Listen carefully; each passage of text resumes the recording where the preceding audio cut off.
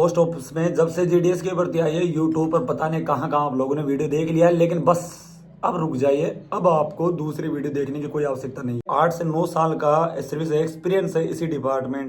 ABPM पद पे भी मैंने काम किया, बीपीएम पद पे भी मैंने काम किया और प्रमोशन भी लिया, और मैं एज ए पोस्टमैन हूँ। यूट्यूब पर फॉर्म आ गया, नोटिफिकेशन आ गया, भर्ती आ गई, यहाँ भरना वहां भरना, इस तो आपको हर जगह देखने को मिल जाए। बहुत सारे चेंजेज हुई है उस पर, क्या कि काफी लोग ध्यान नहीं दे रहे, और स्टार्ट में ही दिन में 25,000 के ऊपर फॉर्म अप्लाई हो चुके हैं। यहाँ पर आपको जो तालिका नजर आ रही है उसमें आप ध्यान देके देखना कि इस बार जो वैकेंसी निकली, लेकिन राजस्थान से कोई भी वैकेंसी नहीं निकली है। इसके पीछे का भी एक कारण है, वो कारण मैं भी आपको बता दूंगा। जितनी वैकेंसी निकली है वो आपके लिए निकल के आ चुकी है। कैलकुलेट करने में भी कुछ प्रॉब्लम्स का सामना हुआ था। काफी इस बार प्रमोशन भी हुए हैं, जीडीएस प्रमोशन लेके भी गए हैं, दिल्ली स्पेशल ड्राइव में भी काफी लोग गए हैं, वहां से काफी लोग वापस आना चाह रहे हैं। तो पोस्ट कैलकुलेट करने की वजह से और भी कुछ इशू है, उसकी वजह से काफी स्टेट्स इस बार पोस्टें नहीं आई है। कोई दिक्कत नहीं है, हो सकता है 2025 में एक फिर से ड्राइव साइकिल निकलेगा, यानी कि नेक्स्ट जीडीएस वैकेंसी और आ सकती है 2025 के अंदर दोबारा, उसमें उन पोस्टों को ले लिया। कॉमन लैंग्वेज होना जरूरी है, यानी कि बाहर के स्टेट से अगर कोई भी अप्लाई करता है, स्टेट की पोस्टों को देख के मत। बाहर से अगर कोई महाराष्ट्र में फॉर्म अप्लाई कर रहा है, यानी कि हिंदी लैंग्वेज वालों के कोई पोस्ट नहीं है, ठीक है, आप महाराष्ट्र में अप्लाई नहीं कर सकते। पंजाब में फॉर्म भर रहे हो तो पंजाब में जितने भी पद है 173, वो सिर्फ पंजाबी लैंग्वेज वालों के लिए, यानी कि पंजाब के लोगों को ही मौका मिलेगा। हिंदी लैंग्वेज वाले तो उनके लिए सिर्फ 4 पोस्ट है। एमपी स्टेट जैसे है वहां पर काफी अच्छी पोस्ट है, तो उसके लिए अलग कोई language, Hindi language common language होती है हिंदी वैसे, तो यहाँ पर आप देख सकते हो काफी अच्छी पोस्ट भी है। आप सभी लोगों को पता है बीपीएम, एबीपीएम और डाक सेवक 3 पोस्ट होती है। पहले डाक सेवक मुझे पता है कि मैंने काफी समय पहले लगा था, उस समय डाक सेवक सबसे हाई पोस्ट हुआ करती थी, हाई पोस्ट सैलरी के अकॉर्डिंग। जो डाक सेवक होते थे उनको 12,000 बेसिक मिलता था, उसमें 4220 था, लेकिन जो अभी का जो लेवल हम मैच में करते हैं तो बीपीएम से भी ज्यादा था। तो वेतन लगा उसमें क्या है कि बीपीएम को और डाक सेवक को एक लेवल कर दिया गया है, तो उस समय डाक सेवक को नुकसान होता है। खासकर जो एसओ में काम करते हैं ना एबीपीएम, उनकी सैलरी बीपीएम के बराबर होनी चाहिए। ऑनलाइन हुआ है उसमें सभी को 10,000 में शामिल कर दिया गया है। 10 फरवरी से इसके फॉर्म भरने की स्टार्ट डेट हो गई है, लेकिन आप हड़बड़ाहट मत कीजिएगा। पहले दिन में ही 25,000 के ऊपर फॉर्म अप्लाई हुए थे, वेट करना आराम से, पोस्टों को देखिए। यहाँ पर 3 मार्च तक का समय है, और अगर फॉर्म भरने के बाद कुछ मिस्टेक रह जाती है तो उसमें एडिट करने का 2 दिन का टाइम दिया गया है। जीडीएस क्या पोस्ट है आप लोगों को इसका भी पता होना चाहिए। जीडीएस एक परमानेंट पोस्ट है या क्या है, तो इसमें इसका भी साफ जिक्र यहाँ किया गया। आर्टिकल 309 के आगे लिखा हुआ है कि they are holder of the civil post. आप एक सेंटर पोस्ट के अंतर्गत आते हो, ऐसा नहीं कि आप प्राइवेट भी नहीं हो, संविदा कर्मचारी भी नहीं हो, या किसी टेंडर के थ्रू नहीं हो, आप एक गवर्नमेंट के कर्मचारी हो। लेकिन आपका जो पद होता है ना, जो जीडीएस पोस्ट होती है, जो जीडीएस का जो पद है, 65 ईयर की एज होती है रिटायरमेंट के। फॉर्म भरते समय भी आप लोगों को एक ध्यान रखना होगा कि आप जब भी फॉर्म अप्लाई करो तो क्या कि बीपीएम की एक अच्छी पोस्ट होती है इस पर, ठीक है ना। एबीपीएम की पहले भी ठीक थी, लेकिन अब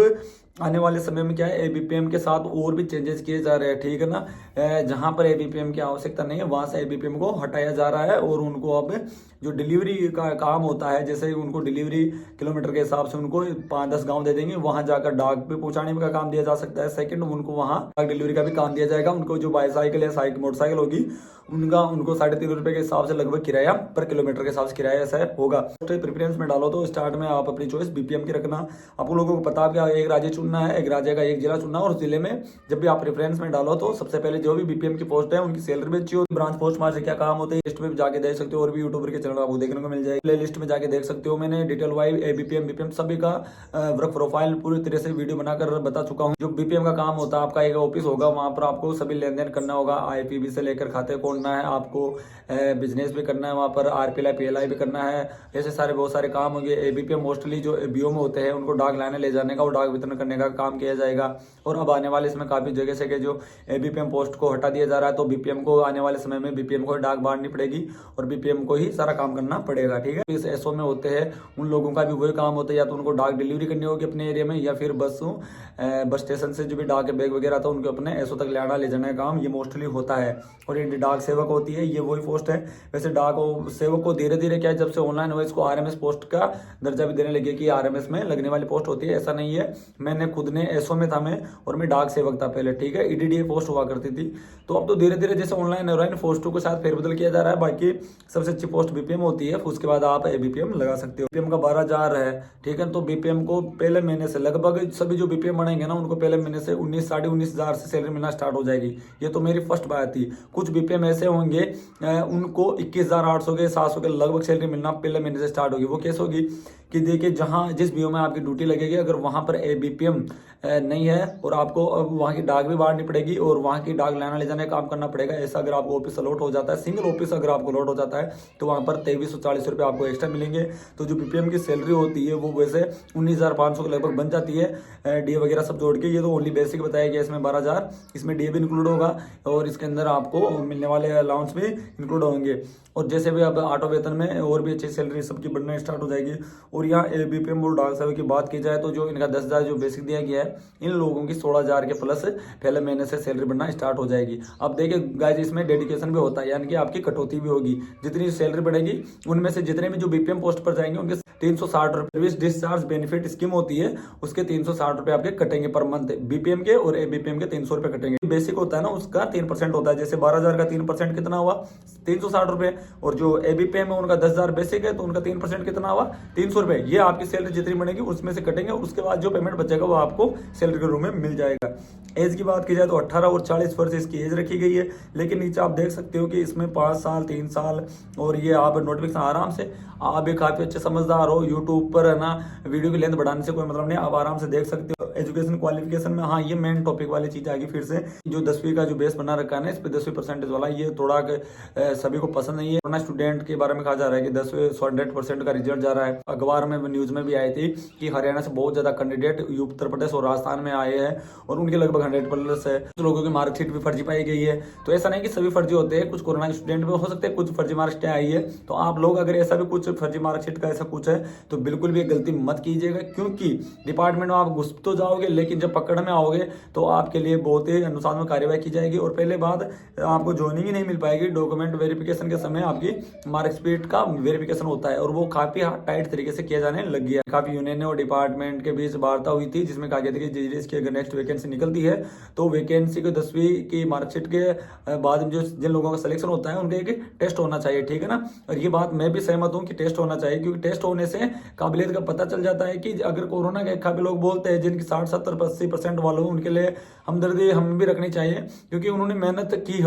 और काफी लोग ऐसे हैं कि कोरोना समय बताया जा रहा है कि उनके ऐसे ही 98-99% बन के उन लोगों का सिलेक्शन हो रहा है, जबकि बेसिक नॉलेज देखा जाए तो उन दोनों का भी बराबर होता है। तो बेसिक नॉलेज का पता टेस्ट से लग सकता है। अब काफी लोगों का ये भी सवाल होता है ना कि इसमें एग्जाम क्यों नहीं कराई जाती है, तो आप लोगों को मैं बता देता हूँ कि डिपार्टमेंट कोई भी चीज का अगर एग्जाम कराते हैं तो उसके लिए ग्रुप डी का होना जरूरी है। और ये जो जीडीएस पोस्ट है ये ग्रुप डी लेवल की भी नहीं है, ग्रुप डी से अलग ही इसका लेवल बना रखा है, तो इसलिए अभी तक एग्जाम होने का तो चांस नहीं है। लेकिन जो टेस्ट वाली बात अभी डिपार्टमेंट के बीच लेटर भी भेजे थे काफी यूनियन ने, अगर वो लागू हो जाती है तो ये सभी के लिए बहुत ही अच्छी चीज होगी। इनके बारे में नॉलेज ऑफ कंप्यूटर डिप्लोमा की आपको अभी आवश्यकता नहीं है। अगर आपके पास डिप्लोमा नहीं है तो आप फॉर्म में अगर आपका सिलेक्शन हो जाता है तो वहां पर आपको अंडरटेकिंग फॉर्म दिए जाएंगे। अंडरटेकिंग फॉर्म का मतलब होता है कि आपको स्वयं ये साइन करना होगा अंडरटेकिंग फॉर्म में कि मुझे कंप्यूटर का बेसिक नॉलेज है, ठीक है ना। दूसरा होता है साइकिल चलाने का मुझे नॉलेज है, इसका भी अंडरटेकिंग फॉर्म भर के साइन करा लिया जाएगा जब आपको डॉक्यूमेंट वेरिफिकेशन होगा।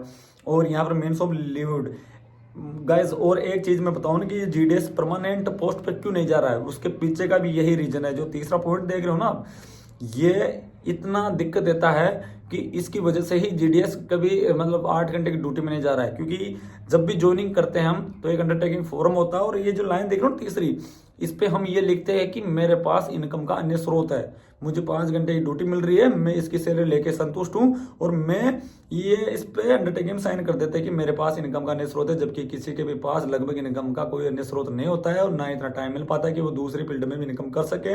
और इसकी वजह से ही हम कभी भी जीडीएस स्ट्राइक वगैरह नहीं करते हैं और वो फिर यहाँ पर पहले ही शपथ ले लेता है कि मेरे को कोई दिक्कत नहीं है, मैं तो 5 घंटे की ड्यूटी करने के लिए तैयार हूँ। ग्रेजुएशन भी यहाँ दी गई है, SC/ST ओबीसी वालों के जो भी होगा वो मेरिट बनेगी 10वीं के ऊपर। जून तक रिजल्ट जारी होते रहेंगे तो लगभग 3 या 4 या 5 लोग 4 सर्पल लिस्ट जरूर निकल। और यहाँ पे अगर ग्रेड पॉइंट में है आपके ग्रेड पॉइंट आपके हैं उसको 9.5 से गुणा करके जो भी अंक प्राप्त होते हैं वो आपको फॉर्म में भरना है। डॉक्यूमेंट्स मार्कशीट है, आइडेंटिटी प्रूफ है, जैसे आधार हो गया, आपका कास्ट सर्टिफिकेट हो गया, PWD जो भी सर्टिफिकेट है, ट्रांजेक्शन सर्टिफिकेट है, डेट ऑफ बर्थ का प्रूफ है, ये मार्कशीट है आपकी, वो डेट ऑफ प्रूफ का होता है जो मार्कशीट होती है आपकी, ऐसा नहीं है कि आपको बर्थ सर्टिफिकेट जरूरी है, डेट ऑफ बर्थ का प्रूफ हमारी जो मार्कशीट होती है उसमें डेट ऑफ बर्थ होनी चाहिए। लेकिन ठीक है, मेडिकल सर्टिफिकेट बना के देना होगा कि मुझे कोई प्रॉब्लम नहीं, डिस्पेंसरी या गवर्नमेंट प्राइमरी प्राथमिक चिकित्सालय वहाँ के किसी भी डॉक्टर से आप बना सकते हो। मेडिकल ऑफिसर यानी कि चिकित्सा अधिकारी के चल जाएंगे, आपको CHMO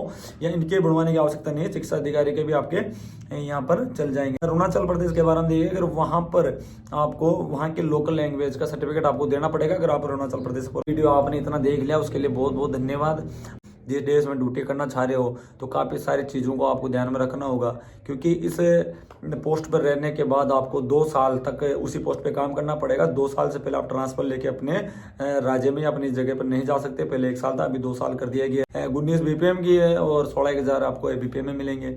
ठीक है, स्टडी आप करना चाहते हो तो देखिए अभी टारगेट वगैरह काफ़ी चलने लगे हैं। पहले के समय में हम बोल सकते थे कि आप स्टडी भी कर सकते हो, इतना ज़्यादा टाइम तो आपको नहीं मिल पाएगा कि आप कंटिन्यू अलग स्टडी कर सको। बाकी इस पोस्ट पर रहते हो आप आराम से अपनी पढ़ाई भी जारी रख सकते हो। ठीक है, दूसरा ये आप सेंटर के एम्प्लॉय नहीं बनोगे इसमें, ठीक है ना, लेकिन आपके पास विकल्प, आपको एक स्टेप बाय स्टेप आगे बढ़ने का काफ़ी ज़्यादा विकल्प है। ठीक है ना, काफ़ी लोग थे जो अभी पोस्टमैन PA बन चुके हैं, तो वो एक अच्छी पोस्ट होगी उनकी। आपको पता है कि जब PA में जाने के लिए हमें SSC 10+2 वाला पेपर फाइट करना पड़ता है। वहाँ 2 एग्ज़ाम होती है, इंटरव्यू होता है, उसके बाद सिलेक्शन होता है, तो उसमें जाने के लिए आपको समय लगेगा। लेकिन GDS के थ्रू आपको एक जरिया मिल जाता है डिपार्टमेंट के, इसमें एग्जाम लेके आप प्रमोशन ले सकते हो, MTS बन सकते हो, पोस्टमैन PA आगे तक भी जा सकते हो।